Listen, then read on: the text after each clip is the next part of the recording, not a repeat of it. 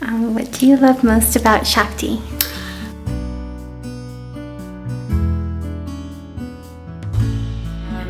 You know, I love her enthusiasm and her passion for talking about God or the divine or nature or source or however you relate to it. There's no, abashedness about it. There's no kitschiness to it. It's just like a very open dialogue, and she really allows for that in the teacher training as well, is that if the group is really diving into a particular topic, whether it be a particular asana and when it's best used, or a metaphor that was used in one of the sacred texts, if the group is really engaged, she actually allows to kind of go off schedule a little bit and let that conversation flower, because it only helps everyone. She brought herself, her authentic self, to each training as a role model, because that's what we were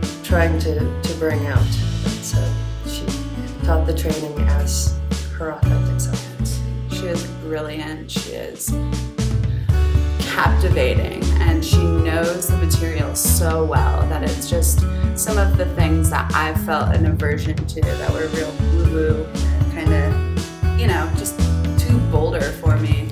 She would say with such a genuine, she just meant it. She knows the material so thoroughly that it was no longer woo-woo. It's just, this is what it is. And I felt like I ate that up. For sure. I'd also say she's just extremely well studied. I mean, she's got her undergraduate, her graduate, now working on, she's got her master's, her PhD, and has been surrounded by some really great teachers. So she's very trustworthy.